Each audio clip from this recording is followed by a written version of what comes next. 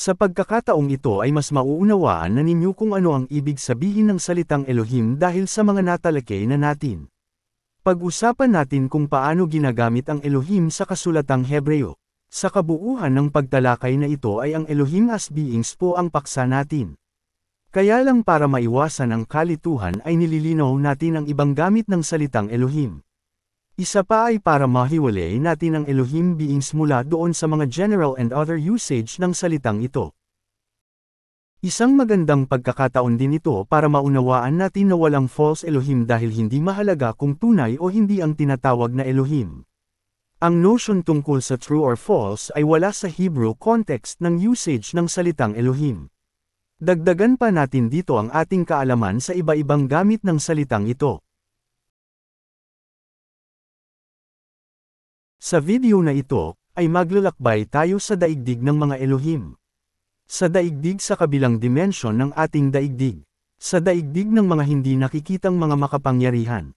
Ang daigdig na hindi nakikita ng karaniwang paningin.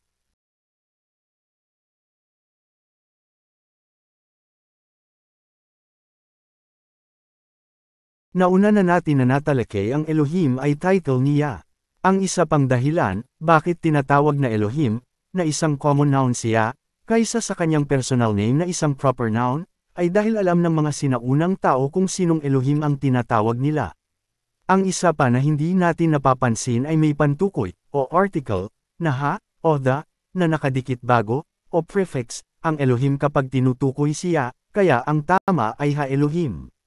Kapag nababasa ang ha Elohim sa Bible, ito ay exclusively referring sa kanya. Kagaya ng Bene ha Elohim, o Sons of the Mighty One, na ang ibig ipabatid ay anak niya, the Elohim, at hindi kung sino-sinong Elohim lang. Ganito ang mababasa sa Job chapter 1, verse 6. Malinaw na maraming gamit ang Elohim at maraming tinatawag na Elohim. Elohim din ang tawag sa mga itinuturing o tinatawag na anak niya, sa langit man o sa lupa, o Adam. Unang mababasa yan sa Genesis 6, verse 2, nang maakit silang mga Bene ha Elohim sa daughters of man, o Benet ha Adam, malaking isyu yan dahil hindi naniniwala ang Rabbinic Judaism, na mga anak niya ang tinutukoy, dahil para sa kanila ang ibig sabihin nito ay sons of rulers daw. Kaya lang ay sino naman na mga rulers? Bakit kailangan ipagdiinan pa kung pare-pareho lang naman sila mga tao na karaniwan naman na nag-aasawahan talaga ang mga tao? Walang sense, di ba? Kahit na sabihing tama sila, pero may iba pa rin na sinasabi sa ibang bahagi ng kasulatan. Hindi yan mga anak ng kung sino lang na Elohim. Pansinin ang isa pang talata. Pinagtatalunan dyan ang children of Israel. Kaya naging children of Israel ay dahil kagagawan ng mga Jewish rabbis. Excuse me po, wala pa po ang Israel noong panahon ng Table of Nations. Kaya isang malaking pagkakamali ng mga Jewish scribes na ginawang children of Israel ang nakasulat sa Devarim, or Deuteronomy chapter 32, verse 8. Sa Qumran Text Dead Sea Scrolls, ang nakalagay ay Bene El, kaya ito dapat ay Sons of El. Ito ang tamang salin. Ang Bene El at Bene Elohim ay pareho lang. Ang malinaw ay may Sons of Adam at may Sons of Elohim. At may mga Elohim na nasa itaas ng langit. May tinatawag sa Biblia na Council of Elohim. Elohim ang tawag sa congregation of beings na kasama niya sa kanyang council sa kaharian sa langit.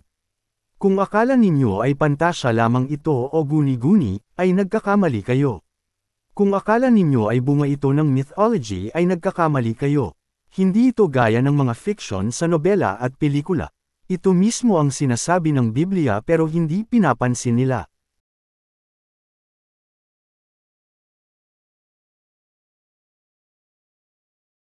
Sa Psalm chapter 82, verse 1, ay mababasa na ang Elohim ay tumatayo sa congregation ng El, siya ang nangunguna sa mga Elohim. Malinaw na may council ng mga Elohim nga sa kalangitan.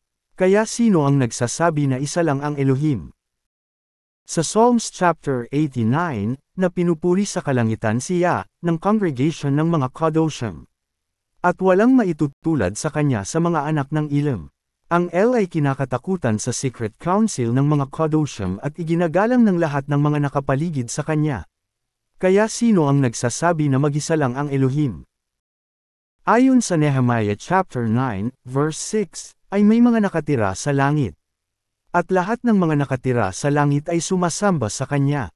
Malinaw sa Biblia na may mga kasama ang ating Elohim sa langit. May tinatawag na mga Elohim. At may mga tinatawag na sons of the Elohim. Ang totoo ay mababasa sa Deuteronomy chapter 32, verse 8, na noong hinati ng kataas-taasang Elohim ang mga bansa sa lupa, nang pinaghihiwalay niya ang mga anak ng Adam sa lupa, ay hinati niya ito ayon sa bilang ng mga anak ng Elohim. Malinaw po yan sa kasulatan. Tandaan po ninyo yan dahil ipapaliwanag natin yan pagdating ng series na ipapahayag ang mga Elohim na nakatalaga sa bawat bansa. Pero sa ngayon ay dito po muna tayo.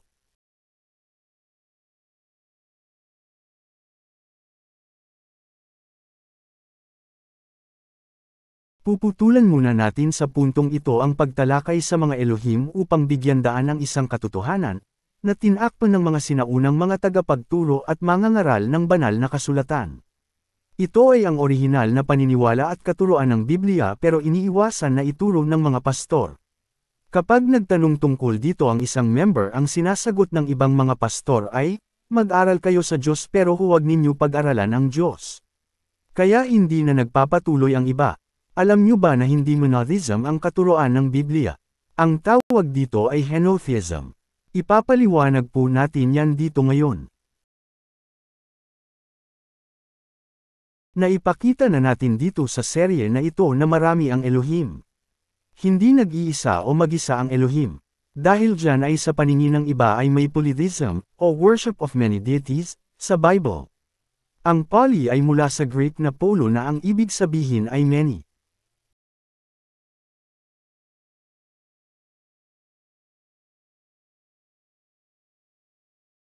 Ang iba naman ay strictly monotheism, o worship of only one deity and no other deities, gaya ng Rabbinic Judaism. Ang mono ay mula sa Greek na monos na ang ibig sabihin ay alone. Ayon sa paniniwala na ito ay isa lang ang Elohim at wala ng iba. Pero hindi ganoon ang sinasabi ng Biblia. Gaya ng naipakita natin, ayon sa Biblia ay hindi nag-iisa o mag-isa ang Elohim. Meron silang hindi nauunawaan. Hindi polytheism ang itinuturo ng Biblia at hindi lang monotheism ang sinasabi ng mga kasulatan. Hindi ito makita ng karamihan ng mga Bible scholars dahil binulag ang kanilang mga mata ng paniniwala sa tradisyon na nakamulatan ng kanilang mga magulang o ng kanilang kinabibilangan na paniniwala. Ang sinasabi ng banal na kasulatan, na paniniwala ng sinaunang mga tao at Hebreo, ay ang tinatawag ngayon na henotheism, o worship of only one deity from among many deities. Ang hino ay mula sa Greek na hino na ang ibig sabihin ay one. Ito ay pagsamba sa iisang Elohim lamang kahit na maraming mga Elohim. Isa mula sa napakarami. Hindi isa at wala ng iba. Hindi kahit sino sa napakarami. Isa lang ang pinakamakapangyarihan sa lahat ng Elohim.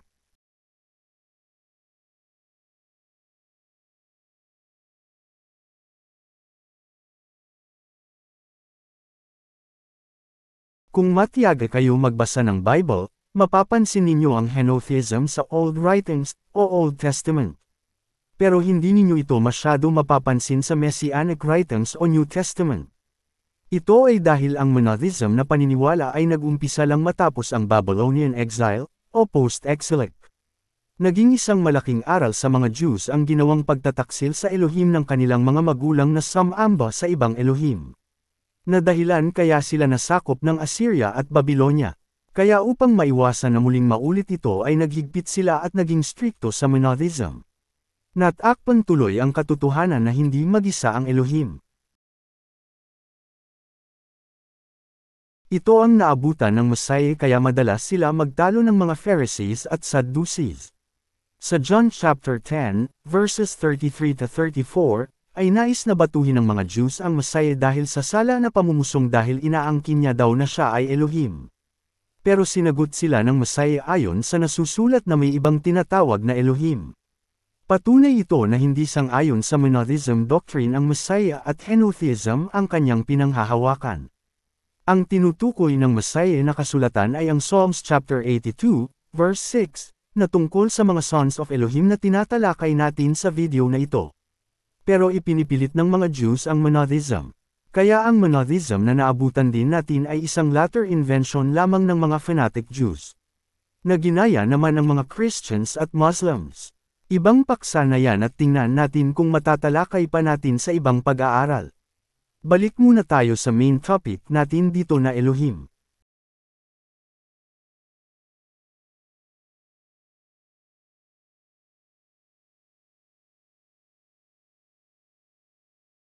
Sa susunod ay ipagpapatuloy natin ang pagtalakay tungkol sa mga Elohim. Ang mga iba-ibang Elohim naman ang ating pag-uusapan.